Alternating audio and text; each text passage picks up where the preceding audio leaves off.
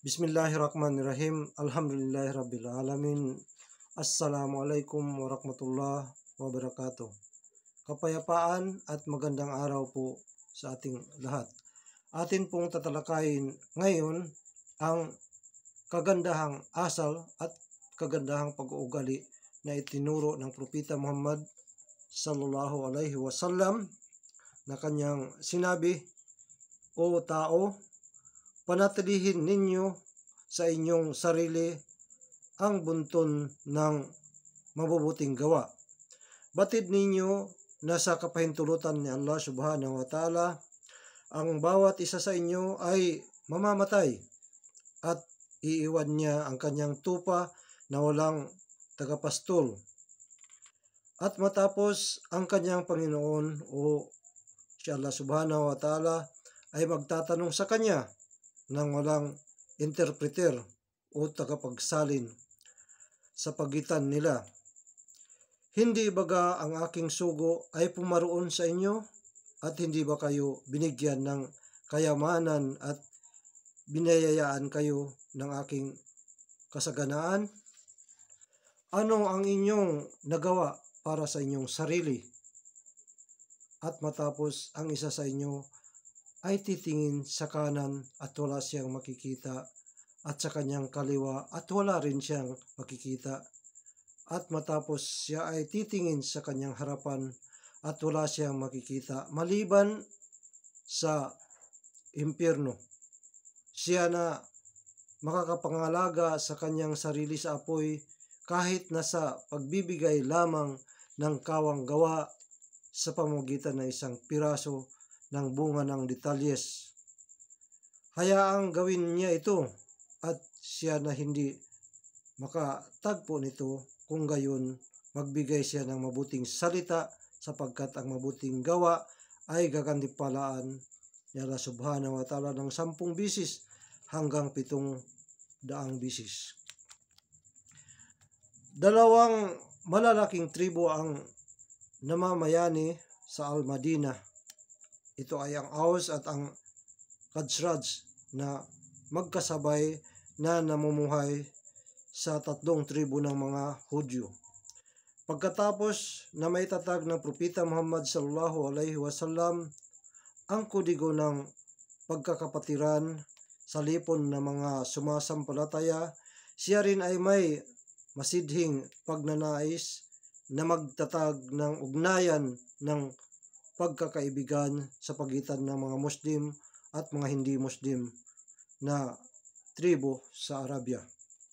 Siya ay nagtatag ng tinatawag na kasunduan na naglalayon na isa-isa santabi ang lahat ng mga hinanakit at pagkakahidwaan ng mga tribo bago pa dumating ang Islam.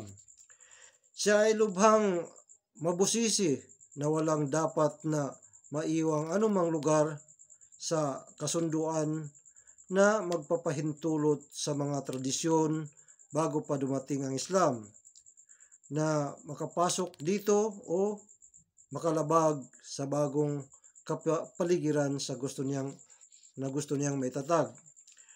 Dahilan sa kanyang natatanging karunungan at kahusayan na napagtatagumpayan ng Propeta Muhammad sallallahu alaihi wasallam na makapagtayo ng mga haligi ng bagong lipunan. Walang duda ang ganitong pangyayari ay nag-iwan ng kanyang marka sa mabubuting Muslim. Kinagawian niya na magpaghusay sila sa liwanag ng pang-Islamikong edukasyon. Kanyang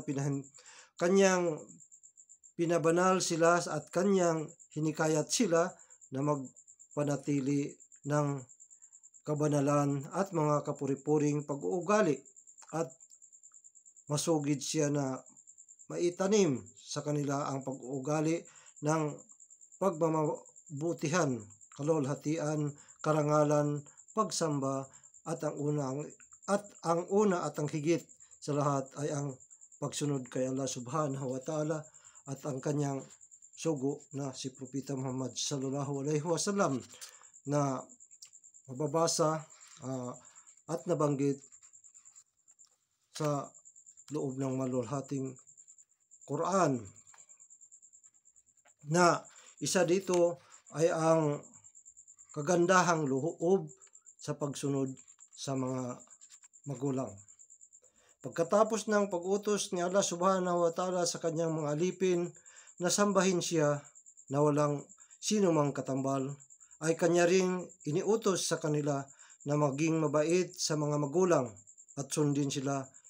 Ang Allah subhanahu wa ta'ala ay kanyang sinabi sa kanyang malulhating Quran, sambahin ninyo si Allah subhanahu wa ta'ala at huwag kayong magtambal ng anuman sa pagsamba sa kanya, at maging mabait kayo sa mga magulang, mga kamag-anak at mga ulila na mahirap, na nangangailangan na kapitbahay na malapit na kamag-anak, sa kapitbahay na hindi kamag-anak, ang mga kasambahay o kasamahan na malapit sa inyo, ang mga matatalik na kaibigan, ang mga naglalakbay na kinapos ng panustos sa daan, at sa mga angkin ng inyong kanang kamay o yung mga katulong. Ito ay nabanggit sa Suratun Nisa, al-aya number 36. At sinabi rin ni Allah subhanahu wa ta'ala,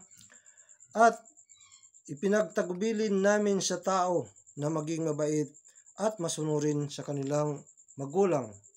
Ang kanyang ina ay nagsilang sa kanya sa matinding hirap sa ibabaw ng ibayong hirap, at inawat siya sa pagpasuso pagkatapos ng 2 taon.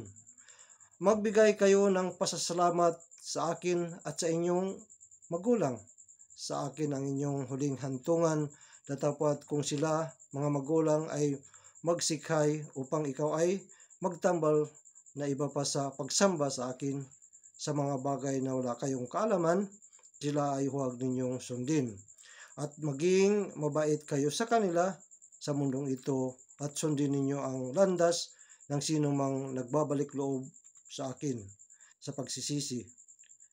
Sa katapusan, ang hantungan ninyong lahat ay sa akin, at sa inyo ay aking ipagtuturing ang inyong ginagawa.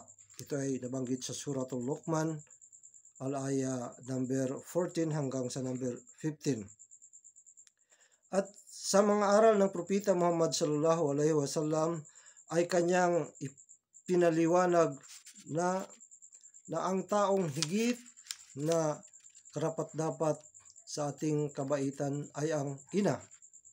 At batay sa kanyang sinabi ay ibinigay bilang halimbawa ang kahalagahan ng pagtulong sa mga magulang, na ang anak ay hindi natupad ang lahat ng kanyang mga tungkulin sa kanyang magulang hanggang ang tatay ay alipin at bilihin siya at palayain. Kanyang sinabi na ang pagiging masunurin sa mga magulang ay pinakamahal na gawain ni Allah subhanahu wa ta'ala. Tinanong siya ng kanyang asawa kung pananatilihin ba niya ang kanyang ugnayan sa kanyang inang di sumasampalataya nang siya ay dumalaw mula sa Makkah. Kanyang sinabi sa kanya na panatilihin ang kanyang ugnayan sa kanyang ina. Katunayan, sinabi ni Allah subhanahu wa ta'ala mula sa malulhating Quran, hindi kayo pinagbawalan ng Allah sa mga tao na hindi nakikipaglaban sa inyo sa pananampalataya at hindi nagtataboy sa inyo sa inyong mga tahanan, na sila ay inyong pakitunguhan ng mabuti, may kagandahang asal at makatarungan. Katotohanan, si Allah subhanahu wa ta'ala ay nagmamahal sa mga makatarungan. Ito ay nabanggit sa Suratul Muntahana, al-aya number 8. Ukol naman sa pagsunod sa kautusan ng mga magulang na labag sa Islam ay sinabi ni Allah subhanahu wa ta'ala mula sa kanyang malulhating Quran, datapwat kung sila, mga magulang, ay magsikhay upang ikaw ay magtambal ng iba pa sa pagsamba sa akin sa mga bagay na wala kang kaalaman, sila ay huwag ninyong sundin. At maging mabait kayo sa kanila sa mundong ito at sundin ninyo ang landas ng sinumang nagbabalik loob sa akin sa pagsisisi. Sa katapusan, ang hantungan ninyong lahat ay sa akin at sa inyo ay aking ipagtuturing ang inyong ginagawa. Ito ay nabanggit sa Suratul Luqman, al-aya number 15. Ang Propeta Muhammad sallallahu alaihi wasallam ay kanyang sinabi sa atin na hindi pwedeng sundin ang anumang inuutos ng tao na pagsuway kay Allah subhanahu wa ta'ala o labag sa kanyang kautusan. Sinabi ni Allah subhanahu wa ta'ala mula sa kanyang maluhating Quran, at ang inyong Panginoon ay nag-utos na huwag kayong sumamba sa iba pamaliban sa kanya, maliban kay Allah subhanahu wa ta'ala, at kayo ay maging masunurin sa inyong magulang kung ang isa sa kanila o silang dalawa ay sumapit na sa matandang gulang o sa panahon ng inyong buhay, huwag kang mangusap sa kanila ng isa mang salita ng kalapastanganan. Gayon din ay huwag manigaw sa kanila, datapwat ikaw ay mangusap sa kanila sa paraan na karangal o karangal-dangal, marangal. Ito ay nabanggit sa Suratul Isra, al-aya number 23 hanggang 24. Ang Propeta Muhammad sallallahu alaihi wasallam ay kanya ring nabanggit na ipinagbawal ni Allah subhanahu wa ta'ala ang pagsuway sa ina at inilagay ito na pangalawa sa mga malaking kasalanan. At inutusan niya tayo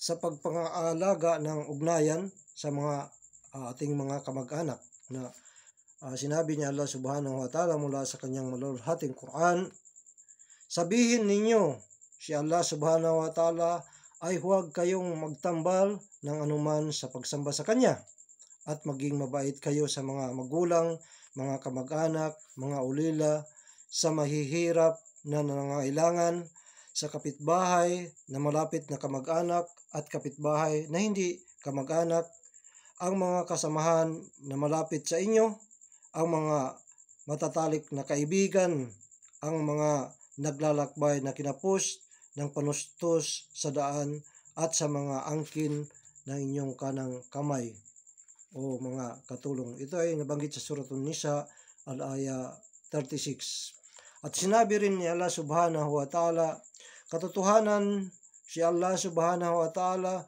ay nagtagubilin ng katarungan at mabuting asal, mabuting pag-uugali at pagbibigay ng tulong sa mga kamag-anak. Ito ay nabanggit sa Surah An-Nahl, al-aya number 90.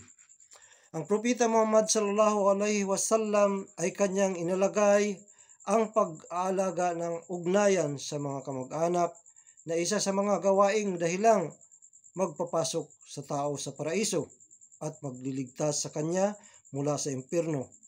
At kanyang inilagay ang pagpuputol ng ugnayan sa mga kamag-anak na kasama sa mga malaking kasalanan. Aqulu qawli hada wa astaghfirullah li wa lakum wa lisairil muslimina min kulli dam fastaghfiruhu innahu huwal ghafurur rahim. Assalamu alaikum warahmatullahi wabarakatuh.